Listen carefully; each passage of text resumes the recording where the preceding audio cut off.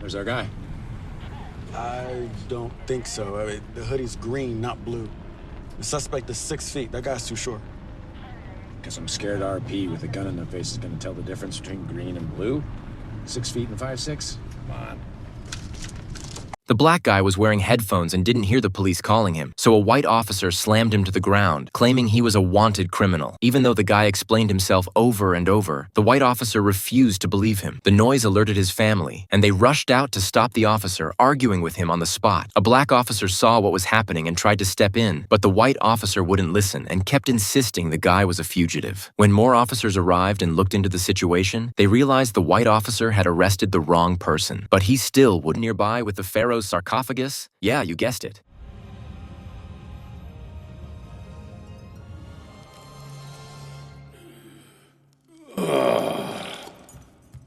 Great man. Adele asks to borrow his royal doctor to save her sister. You woke me up for such a trivial affair? Pah. She explains the pain of almost losing her family, and the Pharaoh is moved by their bond. So he orders his doctor to help. The doctor takes off the sister's hat and examines the wound closely. Adele quickly warns him not to pull the hat pin out, or her sister will die instantly. The very next second. I asked you to cure her, not kill her, you dusty bag of bones! Calm down now, Adele. Don't interfere. Dark. She ran into an old woman. If you care for your life, you're going to have to run.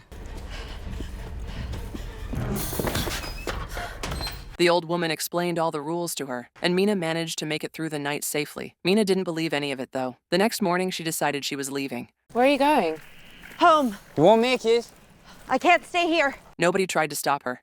She kept walking forward, no idea how long she'd been walking until she finally saw a light ahead. She thought she'd made it out, but what she found was nothing but an endless stretch of wild forest. You're not the first to have tried getting out.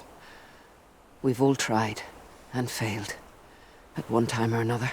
As the sky darkened again, Mina had no choice but to follow the old woman back to the cabin and have time to change clothes before rushing to school. Because she woke up so early, she often fell asleep in class. Ruby? Ruby! And smelling like fish all day didn't exactly earn her sympathy from other teenagers. Oh, at least she's not doing deaf voice anymore. Many classmates picked on her. Some knew she came from a deaf family and would mock her parents by imitating how deaf people talk. Even though Ruby was tough inside, years of bullying still left her feeling insecure.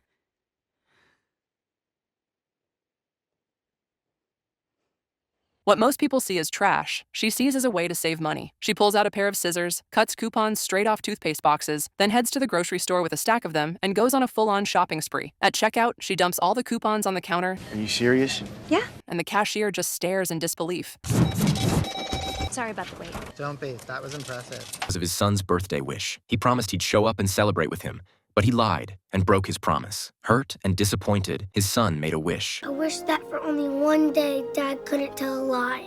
After finding out the truth, the man rushes to the kindergarten to explain that lying is an essential survival skill in the adult world, hoping his son will take back the wish. Unfortunately, birthday wishes only work on the birthday. The man is a lawyer, and today, he has to defend a cheating wife. They signed a prenup, and now he has to defend her without telling a single lie. Suddenly, he has an idea. If the defense attorney is injured, the trial can be postponed. He runs straight to the restroom, tries everything possible to hurt himself. Eventually, security finds him and drags him back to court. Somebody beat the hell out of him.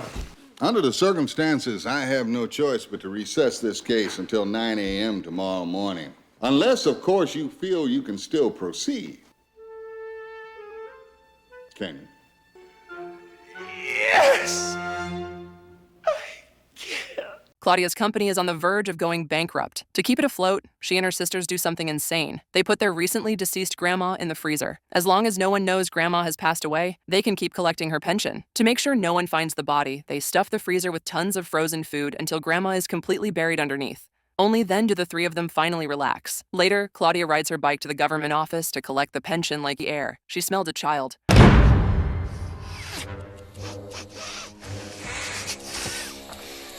She followed the scent and flipped the entire podium over, but found nothing. The clever boy had already slipped into the air vents. Just then, someone knocked on the door. All the witches instantly switched back into their human forms. A chubby little boy walked in. Here is your delicious chocolate. Come and get it. Come and get it. Under the witch's temptation, he ate a piece of chocolate laced with the potion. Seconds later, he started twitching and smoking all over. The next moment, boom, He shot up into the air. When he hit the ground, only his clothes were left. The chubby kid had turned into a mouse. He seriously started backing out, but her intimidating presence shut him down, and in the end, he forced himself to get into the car. Not long after they started driving, he knew something was off. This isn't the way to my house. It's a shortcut. He glanced at the woman, then slowly turned to look at the back seat. Tools were hanging inside the vehicle, and in that moment, he was convinced she was a kidnapper. He hurried to text his mom for help, but before the message could even send, she snatched the phone right out of his hand. Now he was truly panicking. When the car finally stopped, he started thinking about how to save himself. What you got down there? Something for me?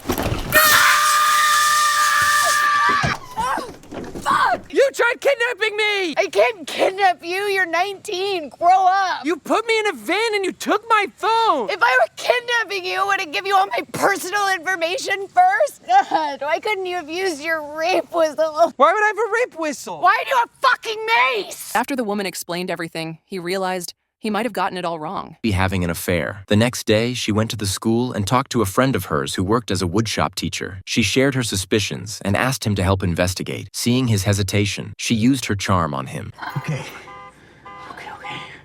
So, if you're really doing this, then let's just do it. I'm in.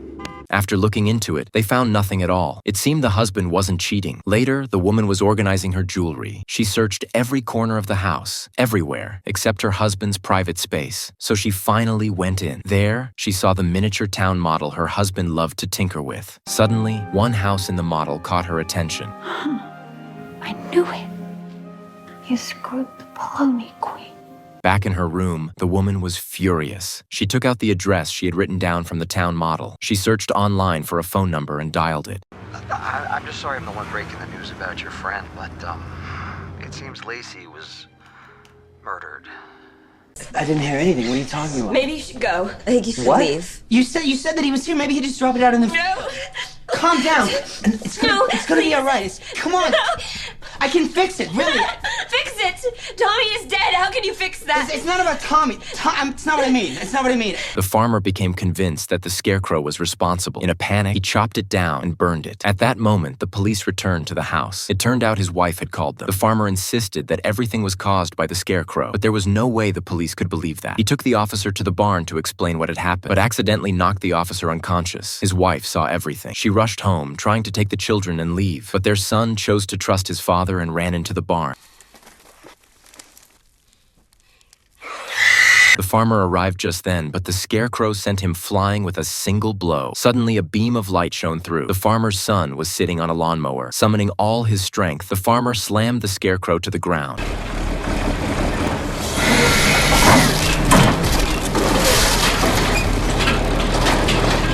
Is this about your mystery friend again?